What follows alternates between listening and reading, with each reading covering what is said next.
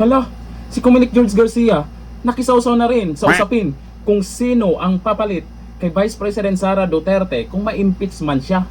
Excited ang mga yarn. Mahaba-haba pang usapan yan sa Senado at sa tingin nyo, makakuha ng sapat na boto yan sa mga senador para ma-impeach si VP Sara? Baka bandang huli, iyak na naman kayo. Nga. O ayon dito sa balita ngayon, si Marcos Jr. ang pipili. Si Jr. daw ang pipili. Talaga naman, baka ngayon pa lang may napili na yan. Nilinaw ni Commission on Election Comelec Chairman George Garcia na maaaring pumili ang Pangulo ng kapalit mula sa Senado o Kamara. Naku, sa Kamara, matik na. Si Tamba. Sakaling mabakante ang posisyon ng Vice Presidente. Excited yarn. Ipinaliwanag ito ni Garcia sa gitna ng mga umiinit ng usapin kaugnay ng impeachment proceedings laban kay Vice President Sara Duterte. Kung sakali mang mangyari yan, na ma-impeach si VP Sara at si Jr. ang pipili, sa tingin nyo papayag ang taong bayan? Binoto ng milyon-milyon katao tapos basta-basta na lang pipili si Jr. na kung sino para maging Vice Presidente? Oo, nasa batas yan. Yun nga lang, sa mga excited dyan na ma-impeach si VP Sara, sa tingin nyo, mga senador ay hindi alam kung ano ang totoong nangyayari dyan sa pagpapa-impeach kay VP Sara? Kahit sabihin nyo na medyo marami-rami din yung minority ngayon, boboto kaya pabor para ma-impeach si VP Sara? Nako, para sa akin meron dyan sa minority na malamang ayaw na ma-impeach si VP Sara.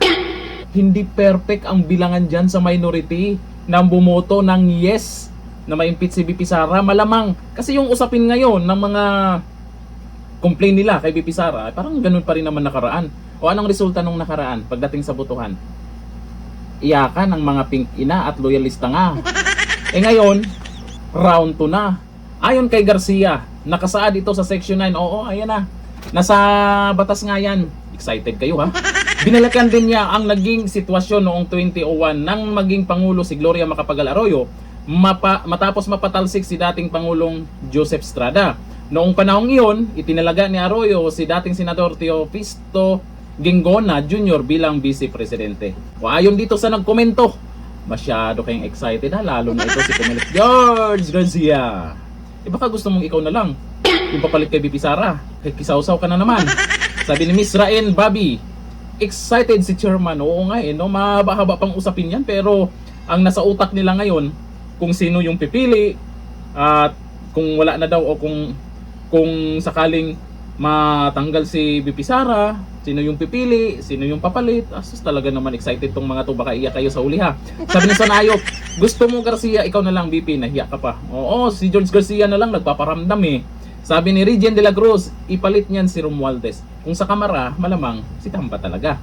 Sabi ni Ervin Ayubo, ang galing ng Comelec chairperson, alam na alam.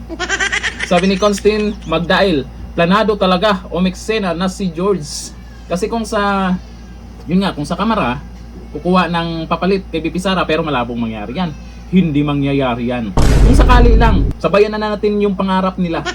Kung sakali man na si Jr. nga, kasi yun yung nasa batas, si Jr. nga ang papalit, ang pipili, malamang si Tamba pag sa Kamara.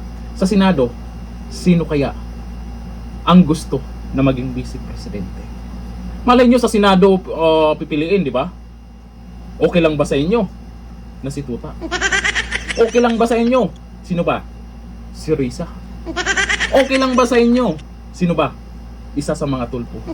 Kung sakali man, kahit malabo man, kung sakali man na papalitan si VP Sara, sino sa tingin nyo o sino yung gusto nyo? Comment down below. Hanggang dito lang, thank you. Bye bye.